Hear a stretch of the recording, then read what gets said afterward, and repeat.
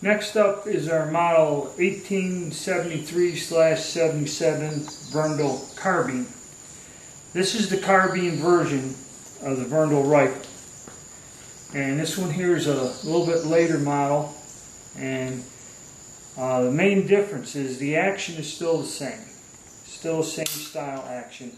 Hammer, 3 positions. Works identical. Rotary breech. Same thing. Difference between this gun and that gun is the caliber. They even call it the carbine caliber. It's a straight wall case. It's smaller and less powerful, and the gun itself is a lighter, lightweight gun. This here, I think, is the with the sling swivel, I forget. And again, information on these is hard to find. But this is I think a cavalry carbine or something.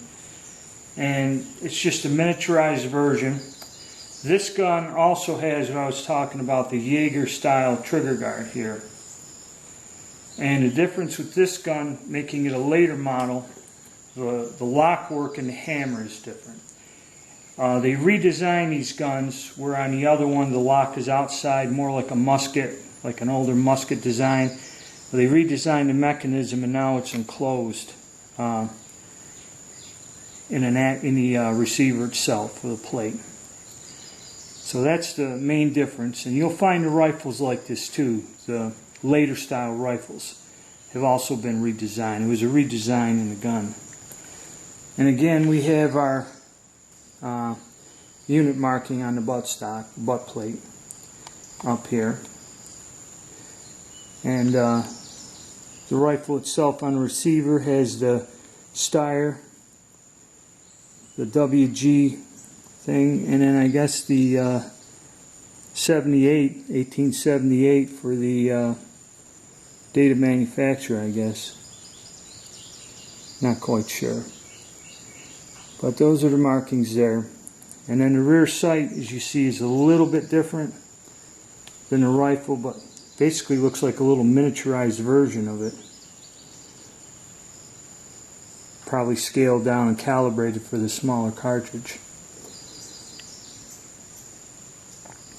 But here, we'll put the guns side by side and we'll compare the differences here. First of all, you'll notice the carbine length, weight, and everything is different.